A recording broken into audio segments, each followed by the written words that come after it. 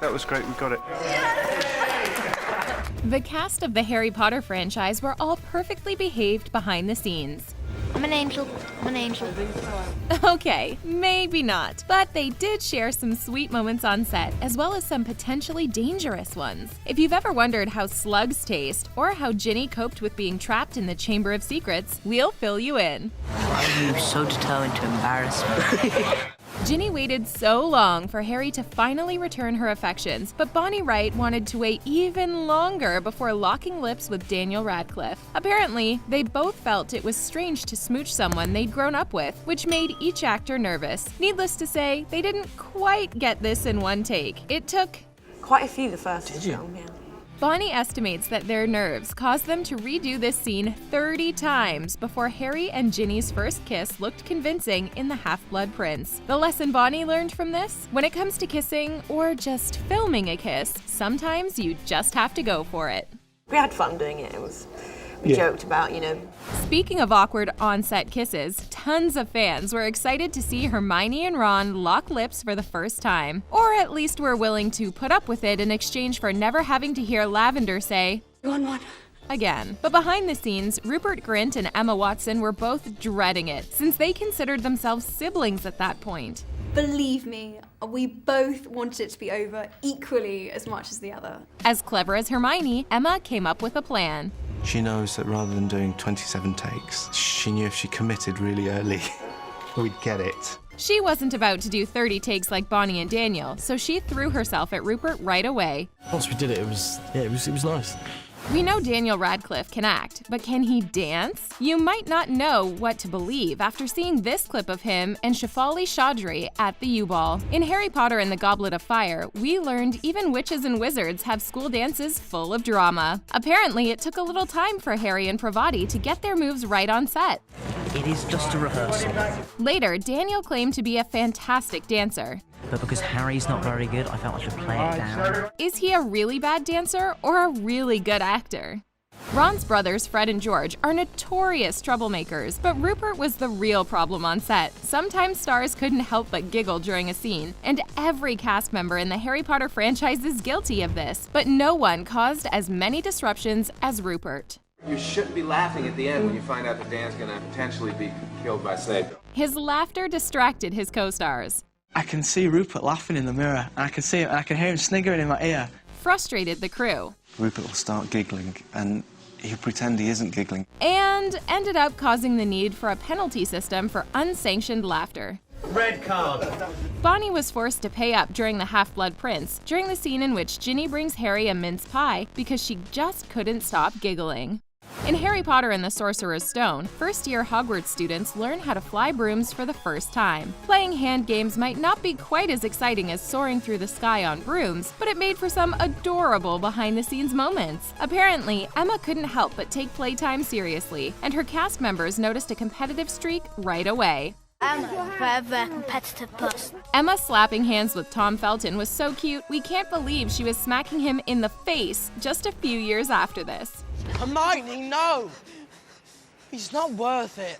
But don't let Emma Watson fool you. She's a competitive and clever person, but that doesn't mean she can't be bad once in a while. This star has broken character due to laughter quite a few times, and was seen using her cell phone while on set. On the bed, with her shoes on. Everyone knows electronics don't work at Hogwarts, Emma. As much as we love the movies, they can't incorporate every element from the books, even if we don't like to admit it. One of the things cut from the films was Hermione's oversized front teeth, but it turns out Emma did have some, at least for a while. Am I supposed to have my teeth on? According to Sorcerer's Stone director Chris Columbus, Emma is actually wearing false teeth during this scene, but he realized she couldn't keep acting with them in her mouth. Oh, are you doing magic? Let's see then. What's more difficult than trying to get a big group of kids to cooperate on set? How about trying to keep them in line when they're flying through the air? That was a real problem thanks to all those Quidditch matches, and when we saw dueling in Harry Potter and the Chamber of Secrets. Maybe that's why Harry usually sticks to a simple disarming spell. Expelliarmus! As you might have guessed based on this scene we talked about earlier, there was no love lost between Hermione and Draco. Not unless we're talking about Dramini fanfiction. But behind the scenes, Emma admits she had a huge crush on Tom Felton when they were kids. That's right, during the first 2 films, Hermione was really smitten with Draco the entire time. Some people think Emma and Tom are dating in real life, but he claims that when he found out about her crush, I heard it through the grapevine, and then eventually, we became good friends. poor Emma had to film her scene on the Hogwarts Express with fake teeth, while Rupert and Daniel got to stuff their mouths with candy. I got every single flavour. Well, hopefully not every flavor. George sweared he got a bogey flavoured one once. Apparently, nobody ever told Daniel not to play with his food. Get a snake and turn it into a whip. Daniel Radcliffe and Rupert Grint are friends in real life, but on set they had a few differences. Apparently, Rupert was a little bit shy and didn't want to be seen while he was getting his hair and makeup done. Rather not be seen like this? Yeah. Meanwhile, Daniel had no problem wearing some different clothes during Harry Potter and the Deathly Hallows. Wow, we're identical.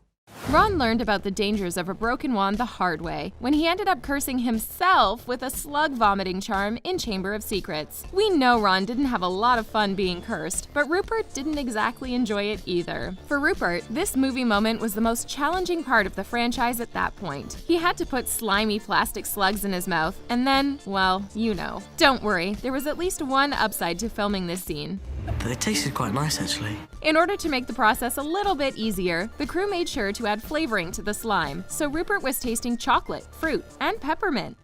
Apparently, Harry Potter and the Chamber of Secrets was full of challenges for the cast, and Bonnie Wright struggled to get through one of the scenes. Ginny Weasley has a bigger part in the second movie, but unfortunately, that was because she was being tormented by you-know-who. She ended up in the Chamber of Secrets, laying on a very cold marble floor. According to Bonnie, the floor was so freezing that she couldn't handle laying on it for long enough to film the scene. So in order to get her through it, the crew hid hot water bottles in her clothes to keep her warm.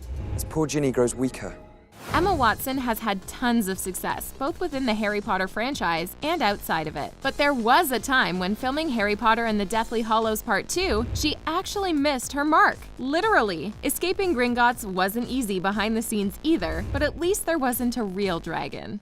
Well, come on then! Behind the scenes bloopers are one thing, but Helena Bonham Carter did some real damage to one of her co-stars while working on Harry Potter and the Order of the Phoenix. Bellatrix Lestrange has a real mean streak, while Helena's harm was entirely accidental. During one scene, Bellatrix gets her hands on Neville Longbottom and puts him in peril in front of his friends. It turns out, actor Matthew Lewis was in real danger of her wand. Matthew moved while Helena was poking her wand at his ear, and the two collided. Ouch! Matthew ended up with a perforated eardrum and didn't come clean about what happened for 3 days. Don't worry, the pain and hearing loss was temporary, although the jokes kept on going. Helena says she would always shout to ask Matthew if he was alright after this. Don't give it to her. Shh. Which one of these behind-the-scenes moments was your favorite? Do you think the cast was perfect together, or would you have preferred some other stars instead? Let us know what you think in the comment section below, and make sure to click on the subscribe button for more new videos from us here at The Things. We'll see you next time!